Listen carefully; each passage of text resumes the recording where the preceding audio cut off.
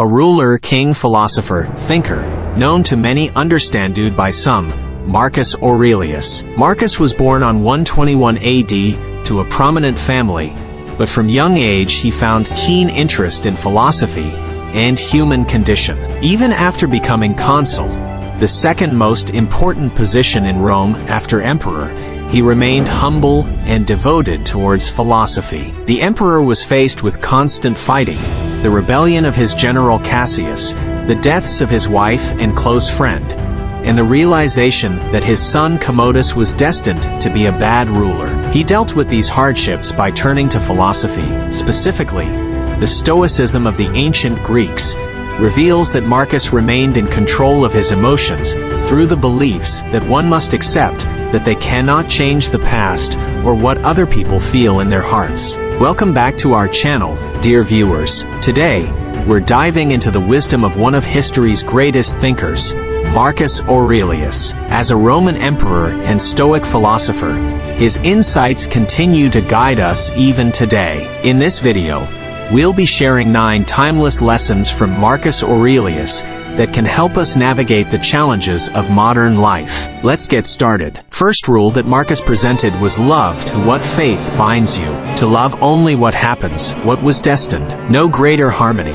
Marcus Aurelius. The Stoics believed that a universal guiding force was pulling them, and all of us, toward what is destined. We'll understand it by a story. A dog is being pulled by a cart.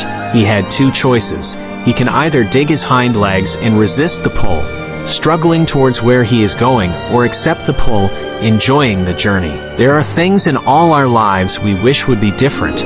We want to be more like other people, but we were uniquely created for our own path. Find the good in your situation, and if you haven't found it yet, keep looking. It's there. Friedrich Nietzsche credited human greatness to this notion, amor fati, which translated from Latin means love of one's fate.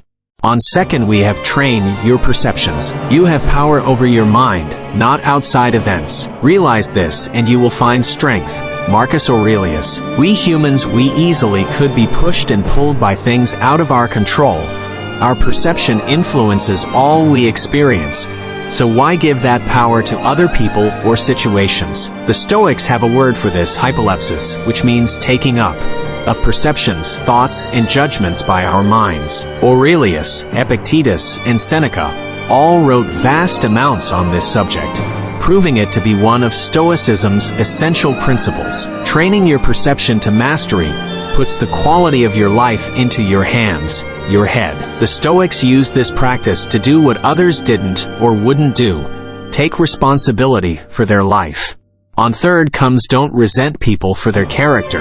God did not intend my happiness to rest with someone else. Marcus Aurelius. Marcus Aurelius was both criticized and praised, but he learned to not be affected by either. He observed human nature and often wrote about it in his Reflections of Life, now translated to the book Meditations. When you wake up in the morning, tell yourself, the people I deal with today will be meddling, ungrateful, arrogant, dishonest, jealous, and unfriendly. The world may have changed in the almost 2,000 years since Aurelius's time, but human behavior hasn't. Every day, there are people and things that can annoy and distract us, but we have it in our power to not let that happen. It all depends on our response. People will never meet our high expectations of them.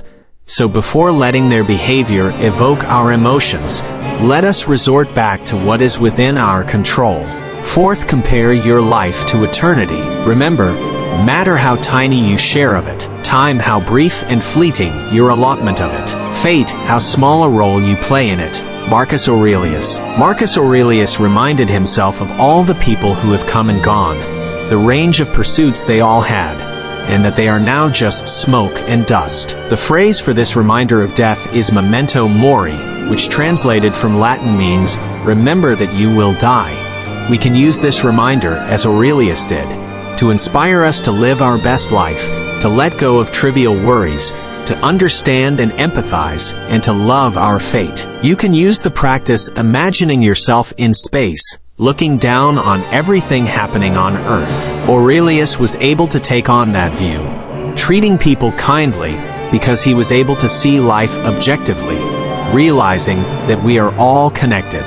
Fifth and last rule is live in the present. Each of us lives only now, this brief instant. The rest has been lived already, or is impossible to see, Marcus Aurelius. There is nothing to be gained from letting your mind live separate from where your body finds itself. Embracing the present moment. Aurelius reminds us that the present moment is all we truly have. By focusing on the here and now, we can find contentment and reduce unnecessary anxieties about the past or future.